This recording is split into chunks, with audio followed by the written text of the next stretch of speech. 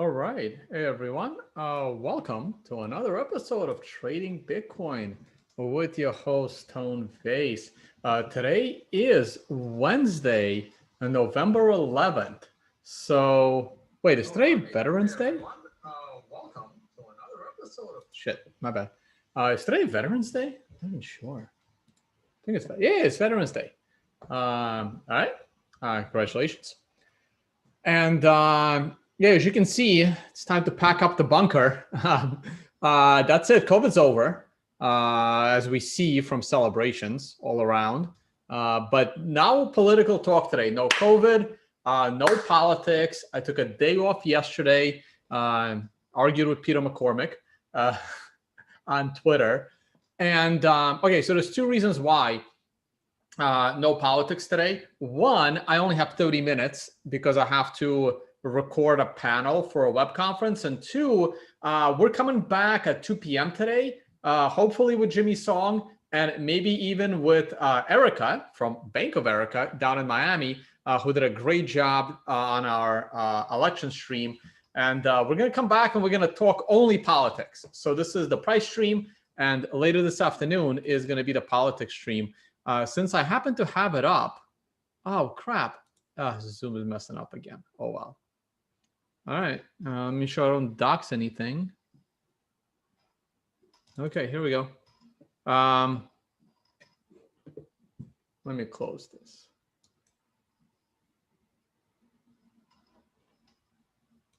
Okay, so Mempool's empty. That's great. I didn't expect that. So your transactions are going through. Every transaction went through earlier today. So the mempool is completely empty. It got really bad there for a second. I wasn't even sure we're ever going to recover from this. I thought that I had to start immediately learning the Lightning Network. As you can see in the last 6 months, the Bitcoin mempool hit its most congested state. I believe it was even in the last year. Almost. So around May. Oh yeah, that makes sense. Well, during the crash. During the crash is the only time it's been more congested. But mempool is, cleaned. So you can send 5 Satoshi per byte transactions once again. Okay. Let's go to the price. Where do we begin? Hey, Hyperwave. To the Hyperwave fans out there, Hyperwave has almost been basically nullified. Actually, I'm trying to find the right word here. And once the price on a weekend basis closes above $16,000, it's pretty much over.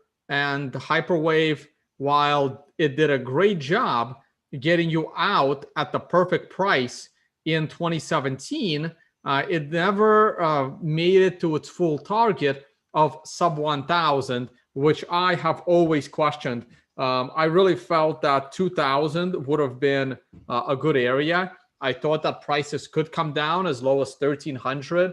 I never anticipated sub 1,000, never thought it would go that low. I think going down to 3,100 is pretty damn low. At least for me, it is. But anyway, especially in hindsight, clearly.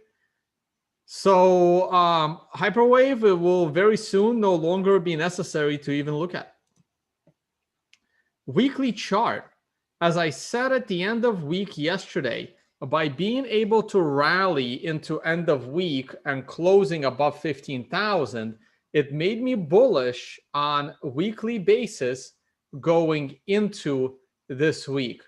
Look, I know it's funny to some people that I said Bitcoin can fall to 1,300, but you have to wrap your brain around the fact that when I said it, the price was up here somewhere or up there somewhere. Okay.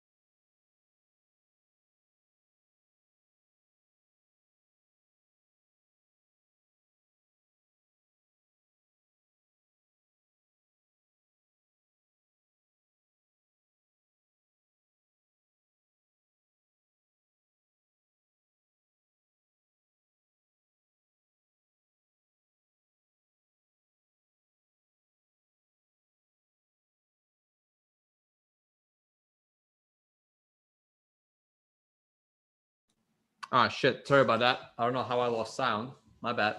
I was saying that people seem to be making fun of 1300, which is almost insane because 1300 was one of 3 targets that and you can see those 3 targets on my weekly chart.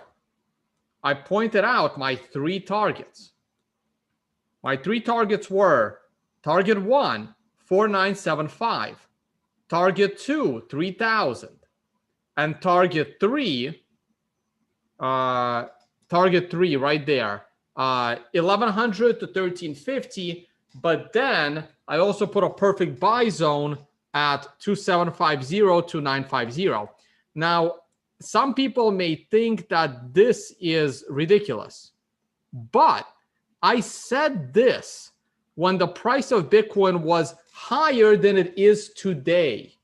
I said this when Bitcoin was all the way back in like $15,000, $16,000 zone.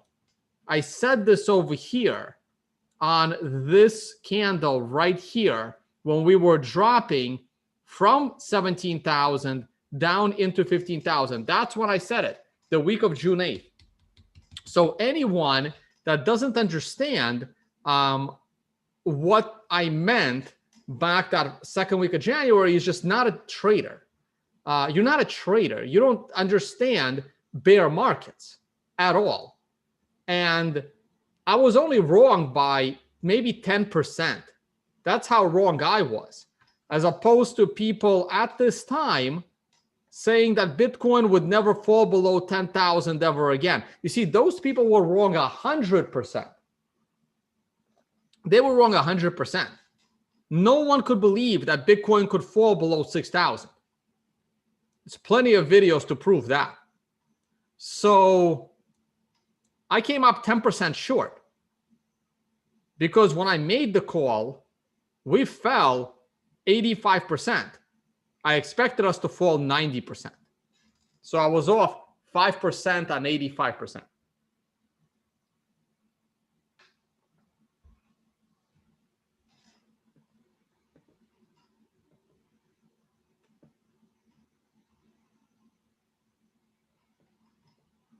All right, I'm assuming my sound's back.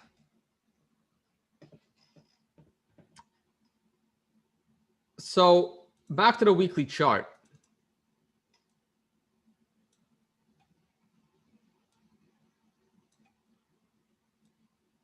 Though that's the daily chart. This is the weekly chart.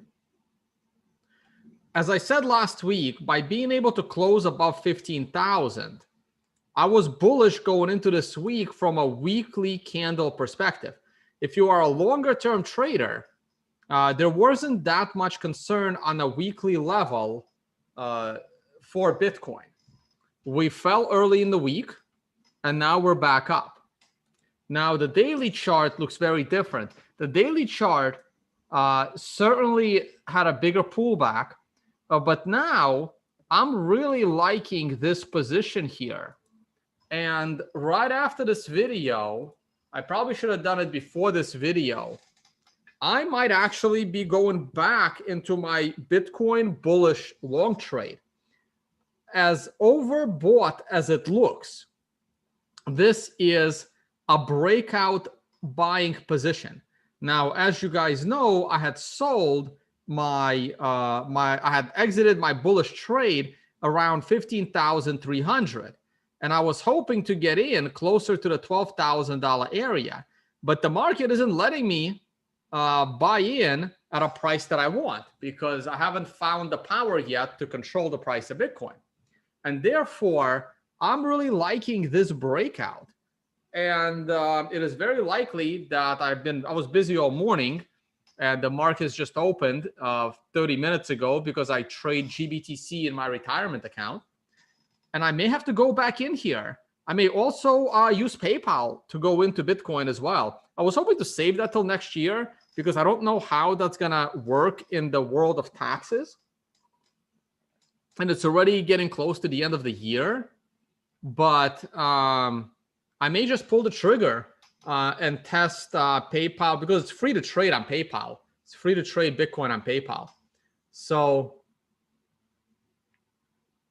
I'm interested here. I like this ascending triangle shape, and I still have room on weekly scales. I would love to see, a weekly MRI top. That's what I'm waiting for. If I can get a weekly MRI top in line with a daily MRI top sometime in early December, that's going to be another exit for me. And then we can have that pullback that I've been waiting for. But right now, I just don't see any problem. And by the way, I'm not going to talk politics in this stream. Come on back at 2 p.m. and we're going to talk politics. But what's happening right now in politics cannot be any more bullish for Bitcoin. Like, I actually think it's impossible. This is. I mean, I'm trying not to talk politics. It's bad for freedom and honesty and many, many things in politics. But it's great for Bitcoin, because the more of a shit show the US political system is over the next 3 months, the world will start to lose confidence in the US dollar. And the only thing that matters to the US dollar is confidence. Are you seriously going to trade on PayPal? The answer is yes, absolutely. Why not? Give me a better option to trade on PayPal, to trade than PayPal. First of all, I already have money in PayPal. PayPal already has KYC'd my account. It is a business account. And I am just moving my business income, I guess, or business assets into Bitcoin, totally legal, totally, insured by PayPal. I have no problem with this at all. Oh, I've been shadow banned for 6 months at least. And it's free to go in and out of PayPal. Why not? The US dollars are just sitting there. So,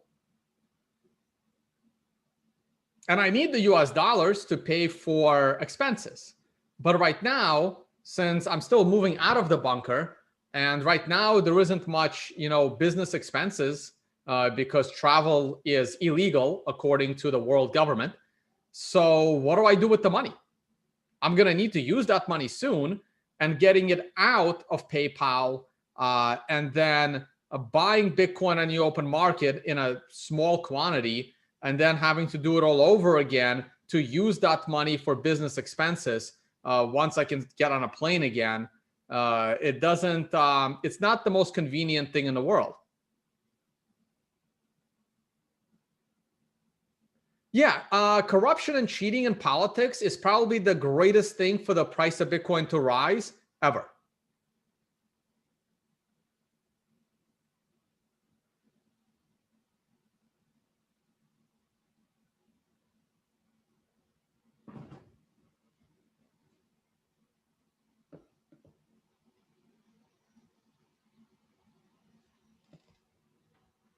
So I don't know what you guys want me to do about the sound. I'm already using a $250 Rode microphone, RODE. Look it up. It's a shotgun mic, and it's literally a foot away from my face, right here.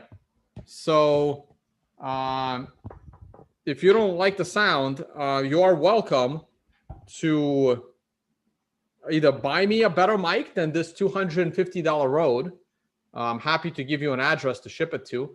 Or perhaps you can, I don't know, join me on flights and be a sound engineer. There's really nothing more I can do.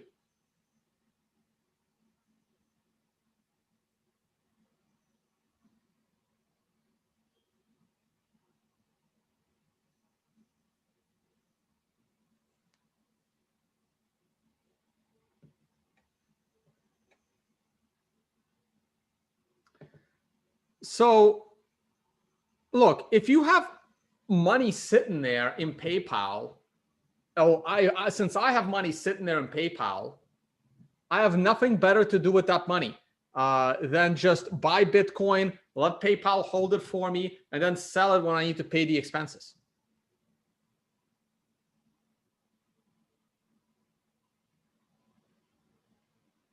Am I financially independent?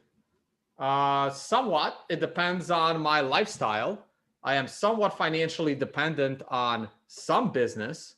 So obviously, I still sell videos and workshops and seminars because I am not financially independent enough not to earn any income and keep doing what I'm doing. When you guys pay for those videos, when you guys pay for those workshops, when you guys pay for the MRI, that finances my travel to speak at Bitcoin events because they don't pay me. I don't get paid by advertising. I don't advertise on this channel. There's one YouTube ad in the beginning. I keep ads to a minimum. And I don't advertise for money. I don't tweet for money. So my income is literally people buying my workshops, videos, MRI access. That's it. And that pays for my Bitcoin evangelism to fight people like Roger Ver and Craig Wright and all the other scammers, and try to educate the common person on why Bitcoin's important. Can we reach 20K sustainably in 2020? It's very unlikely. There's not that many days left in 2020. And getting to 20K sustainably is going to be very challenging.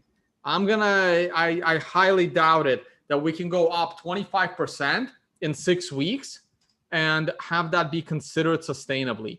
I don't see it. I really don't. Anyway, I'm starting to get rid of this red arrow. I'm moving it. I now do think that a breakout to 17,000 is more likely. I'm going to just move this green arrow over because I'm tired of having too many arrows. Actually, I'm just going to move this triangle over. The hell.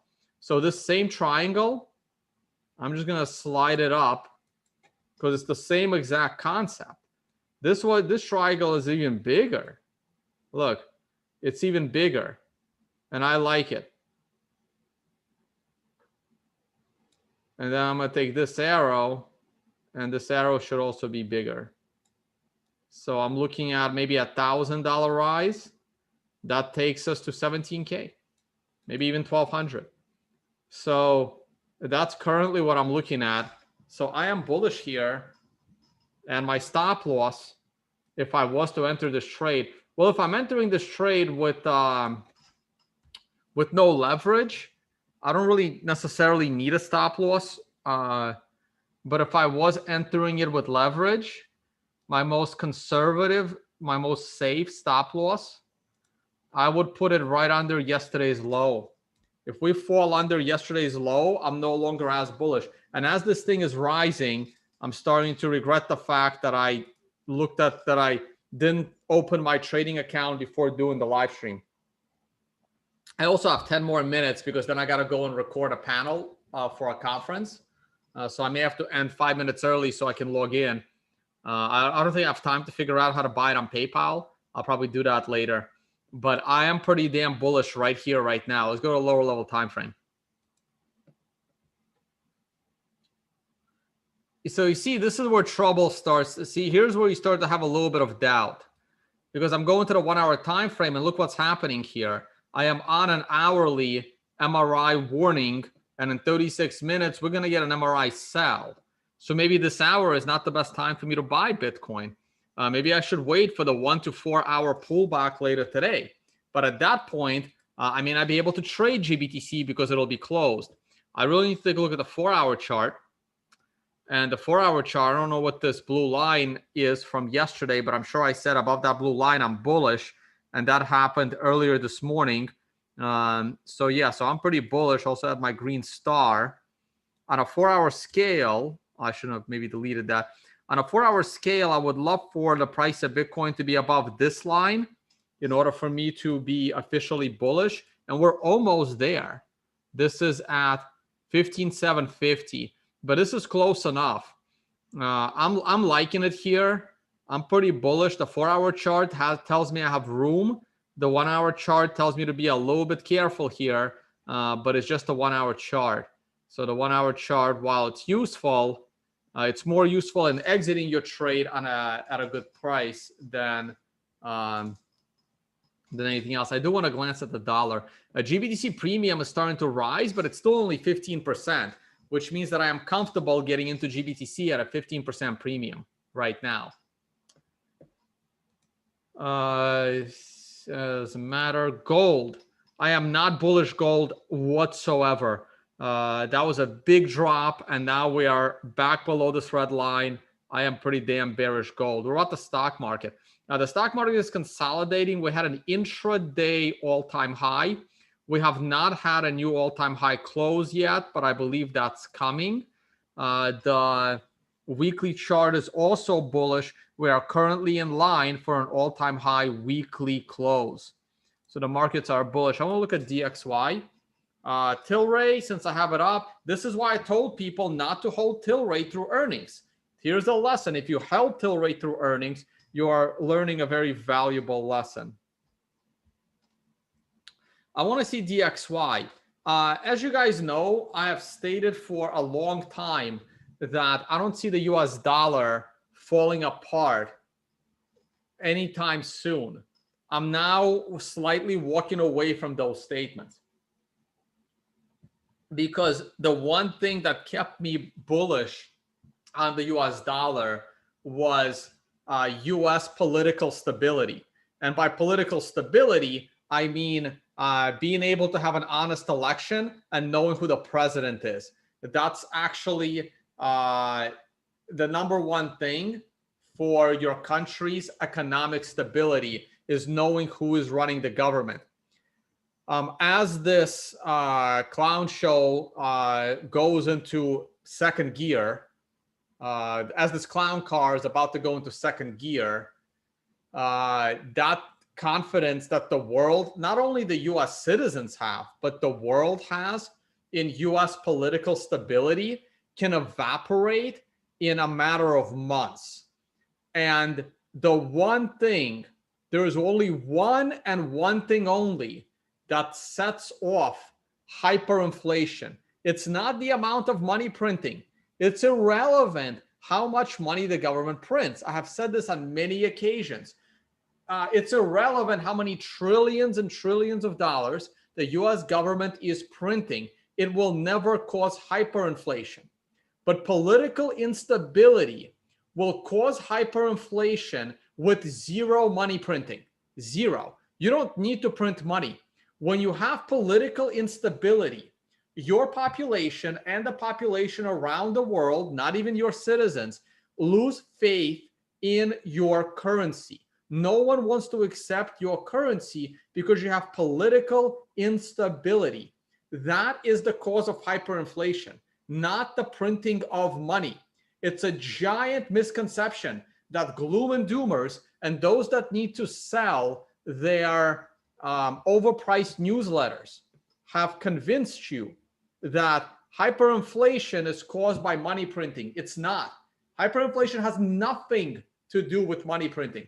Hyperinflation has everything to do with the loss of confidence by the world and your own population in your currency. And that's why no one starts accepting your currency, and you start to rely on other currencies. And that's how your currency starts to get completely depreciated, because nobody wants it. Okay. It doesn't matter how much trillions of dollars US government prints. If they had political stability and the confidence of their own citizens around the world, US dollar would still be very, very strong. And for now, it is strong. But this stability and strength of the US dollar can evaporate on a blink of an eye. And all those gloom and doomer newsletter salesmen will say that, I was right.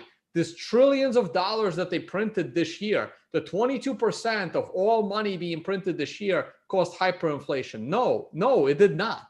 It did not. If US gets political stability, then they can print another 22% of US dollars next year. It will not matter. It will never cause hyperinflation. It'll cause a little bit of inflation. Bitcoin will rise, gold will rise, but it will never, ever even come close to causing hyperinflation. And that is what people need to understand about what causes hyperinflation. It's a political event. It's not an economic event.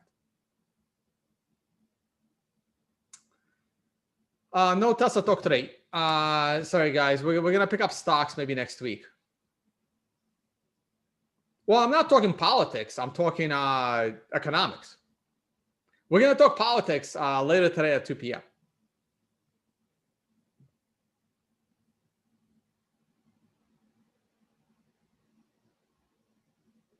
No, loss in politics does not come from money printing.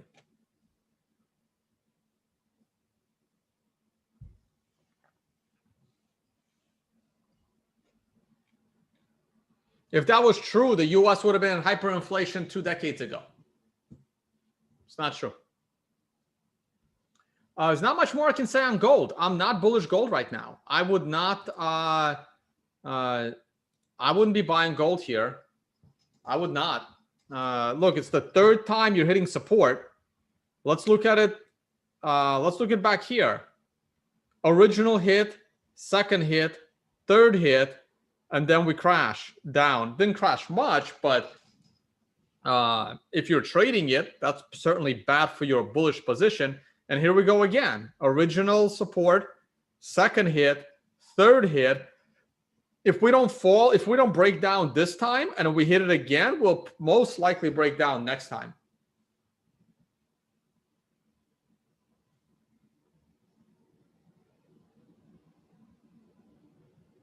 Right. So US is not Zimbabwe. Zimbabwe didn't go into hyperinflation because they printed too much money.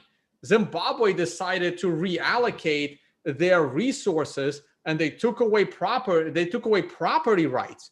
They took away land from rich owners that were providing jobs and handed it to the people. And that's what caused Zimbabwe to go into hyperinflation. It wasn't because they were printing money. That's insane. When you take away your people's property rights, anyone with money leaves, and no one around the world wants to invest in anything in your country. And why would anyone want to use your currency at that point, whether it's foreign or domestic? That's what caused the hyperinflation in Zimbabwe.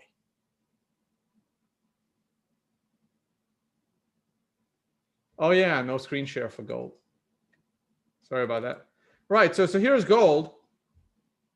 Original support, test, break. Original support, test or break. I'm leaning break, but if it's a test and we touch it one more time, that's going to be the break. So until gold goes back above the new swing high, I'm not interested in buying.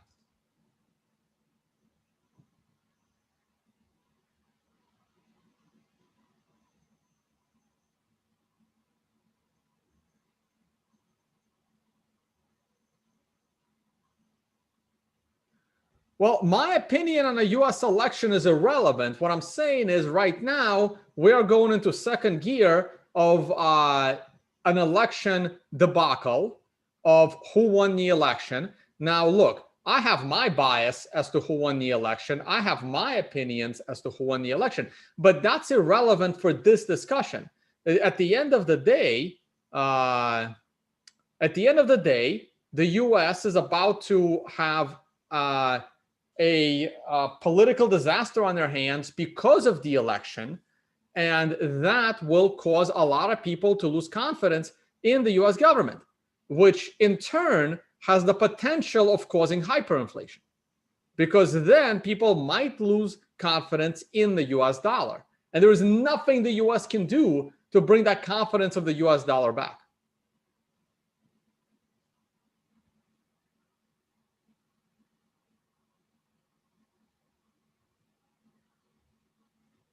All right, I got to run, guys. I have to film a panel for a conference. Come on back 2 p.m. for the actual political chat with Jimmy Song, and I'm trying to get Erica on the show. All right, guys. So that's it for me. Well, I stopped screen share. But hey, since someone asked earlier, am I financially independent? Oh, crap. I'm not 100% financially independent. And that's why you are welcome to support because I don't really take donations. I don't want, well, I would like donations, but I prefer of giving you something for your money. And therefore, I don't have any workshops right now. We have some on-demand videos, and also the MRI indicator if it helps you in your trading.